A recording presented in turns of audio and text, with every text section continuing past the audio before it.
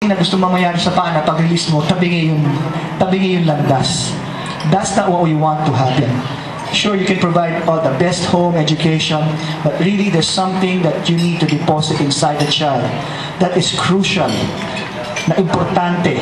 Diba? How many people there na they have everything pero hindi sila nagabayan, lumiko ng lutas.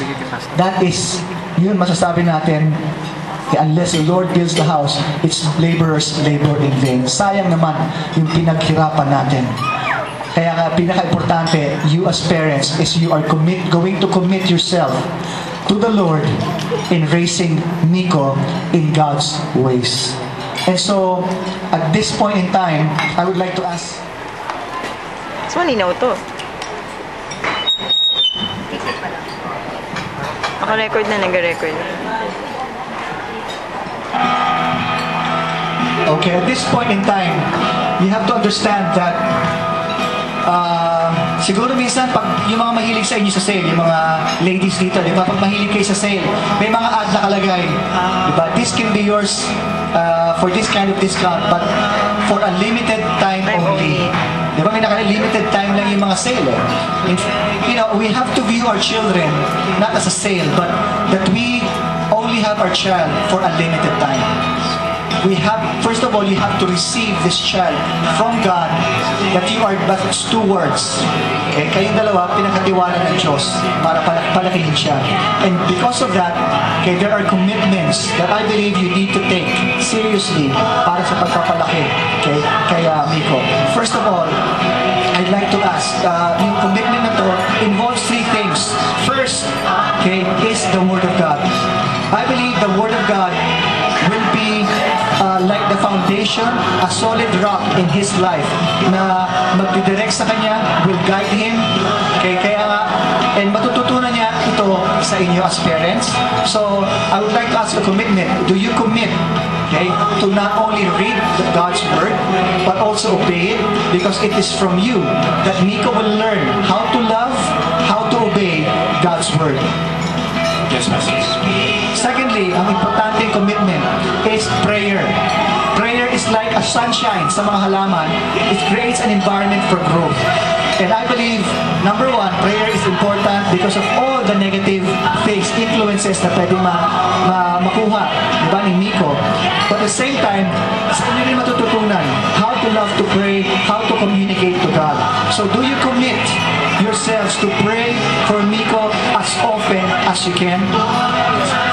And finally, ang important component in child training is really what we call biblical loving discipline. Not just any discipline, but biblical discipline. Kasi nga, there's something that needs to be straightened out. And the Bible says that if you love your child, open rebuke is better than hidden love.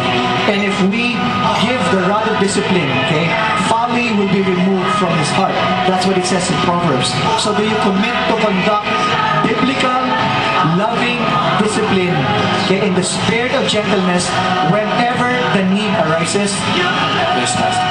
Okay, with that, those commitments in mind, gusto kong tawagin lahat ng mga ninong at ninang, those are standing as sponsors. Meron ba, pwede ba kayo tumayo at siguro join us here? Yung lahat ng mga ninong and ninang, this is your chance. Please join us dito muna sa harap. So mamaya mapipicture taking tayo. Dito sa side, pwede na sa side. Yan. Lahat ng mga ninong and ninang. Sige, dito lang tayo. Okay. Sige, dito na tayo. Ano po ba? Mga ninong at ninang? Okay, mamaya tayo picture taking, but let me just reiterate. First and foremost, I want to thank you for standing with the couple, with George and Jess. Kasi alam ko yung mga buhay nyo is a good model, an example, kaya pinili kayo ng mga ninong and ninang.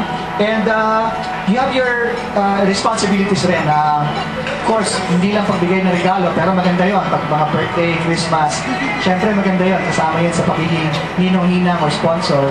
Pero more than that, okay, dalawa lang ang hinihiling ko sa inyo as ninong and ninang. First, okay, pag-pray nyo si Miko as often as you can. Pag maalala nyo, kung meron kayong picture niya, Okay? Lagay nyo kung, maybe, lagay nyo sa refrigerator or kung saan nyo mapanakita nyo, pag naalala nyo, please pray for him kasi kailangan niya yun. And secondly, maybe paglaki niya, pag tumanda na si Miko and sometimes, di ba, baka pumunta siya sa inyo to ask advice, to ask counsel from you. Ang admonition ko is please give counsel according to the Word of God. And again, thank you so much for standing with a couple. And at this point in time, this is really the prayer of benediction or blessing for Miko. So I would like to ask kung meron sa mga nina o nina na who wants to bless Miko, this is your opportunity. Or kahit yung mga lolo, lola, if you have any prayer of blessing, I would like to ask that and then we will dedicate him to the Lord.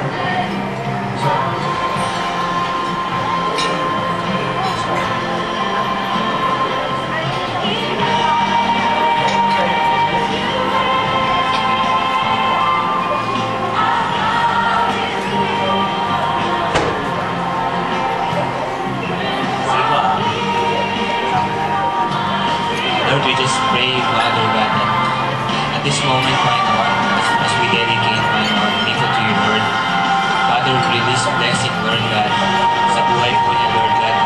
All of your plans, my Lord, ay magkaroon po, my Lord, ng katotohanan, Lord God. At Lord, lahat po, my Lord, ng plan mo sa kanya, O Diyos, at sa kanyang paglaki, Lord, ay kanya pong dadalhin, my Lord, at isa sa buhay, Lord God. Maraming pong salamat, Lord God, for this opportunity, Lord God. We believe, Lord God, that as we speak, Lord, blessing, Lord God, Lord, this is the power of tongue, Panginoon. This is the power of you, Panginoon God. We release blessing, Panginoon. Release blessing, Lord God, sa buhay ng Miko at sa akin na rin kong mga magulang ko, Diyos. Thank you so much, Father, in Jesus' mighty name. Amen.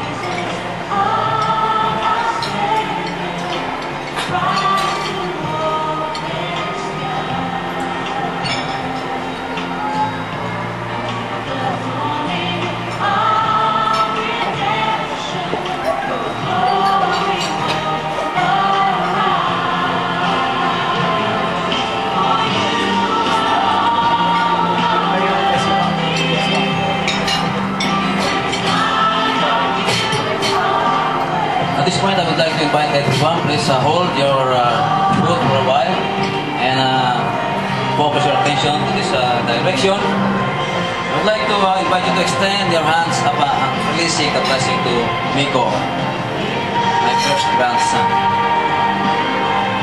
Oh Lord, as we come before your throne, oh Lord, we dedicate to you your child, Miko, that you will build him, O God, and develop him and train him according to your ways. And Lord, we pray that the ways of life, the direction, whether to turn to the left or to the right, or to go on, or to hold, Lord, all the instructions will come from you. Panginoon, papalain mo si Miko and put him in the right faith, O God, the right faith that will please you. And we pray, O God, that anyone who will hinder that right faith, O Lord, that you will make answerable to you, O God.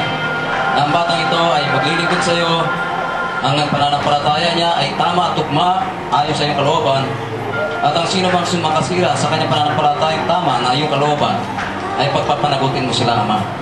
And Lord, we dedicate Miko to you. He is now on your hands. We know, God, you will never leave him. You will never forsake him. All this in the name of the Lord Jesus. Amen. Lord, we commit Miko to you, Lord God. We thank you that he has a divine plan and destiny that comes from you and you alone. And I pray, just like an arrow that in the hands of a warrior, you are that warrior. And I pray that as they, George and Jess have committed themselves to raise him up, Lord God, in your ways, Father, that you would use him mightily to affect this nation.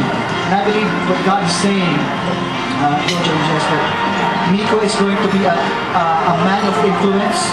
He will be very influential, especially in government. He will rise up and will just have inroads in key government people. And there will be a strong leadership mantle over him. He will have a grasp, really a love for justice and righteousness. And even there's this sense of just a keen mind that God has deposited in him. And sometimes it will, parang maunahan kayo and you will wonder what's happening. Okay, but he will grow in the grace and the knowledge of our Lord Jesus Christ. Lord, we bless. We commit and dedicate him to you. Lord, we ask, Lord God, let your hand, let your face shine upon him. Turn your face to him, Lord God. And I pray, Father, for grace in this household. Lord, as you build with them, Lord, I pray for all the blessings, all the grace. Let the righteousness, the peace, and the joy of your kingdom be upon this household. In Jesus' name we pray. Amen and amen. With that, we commence with end our baby dedication. Thank you so much.